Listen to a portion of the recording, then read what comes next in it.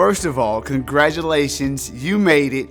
Day 21. Shouting from the rooftops for you. Congratulations. You are here. You have fasted. You have taken time to get before God. You have created this space for God to feel. You heard God speak to you. You've probably even seen God move in your life. You've seen Him bring freedom, restoration, clarity, direction.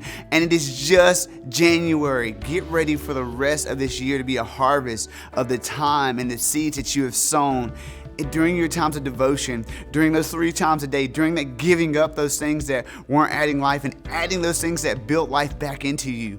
You made it, and you have so much more to expect from God and how He's going to move in your life in the rest of this year because of what you've done. Now, my question is, how are you feeling? How are you feeling when you take time to step into devotion? How are you feeling when you get ready to have your quiet time? How are you feeling when you want to go back to those things that you did before, whether it be back to Instagram or back to just listening to music? How are you feeling? You know, when we take this time to get before God and when we take this time to fast and just set ourselves apart from everything that could distract us, we develop not only just our spirits being restored and our spirits being renewed, but our have to or our being asked to turns into a want to. So my question is, how are your feelings? I relate this to when I was trying to eat clean, and maybe you're doing that too with fasting, or at the beginning of this year, trying to eat clean and trying to stay away from soft drinks or stay away from sweets.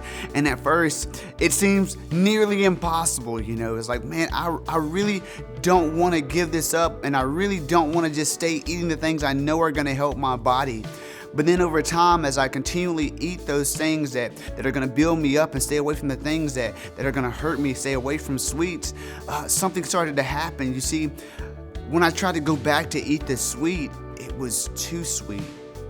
And even when I did consume it, the next morning I could feel it in me getting up. I could sense and feel that it held me back. And maybe you're there right now, not physically, but spiritually. Or maybe you're going to face this in the days to come. You have the opportunity to go back to these things that you were once doing because they're not bad things, but are they really the best?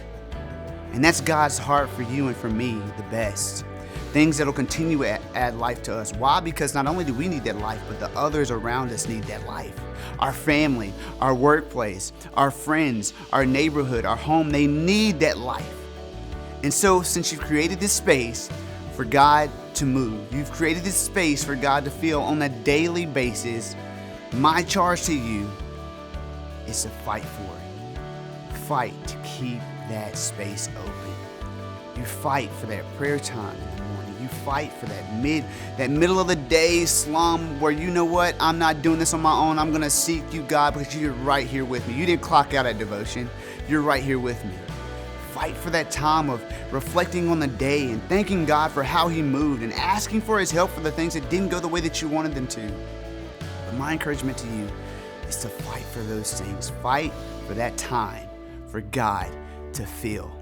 This is going to be your best year yet. 2022, God's going to move. Congratulations.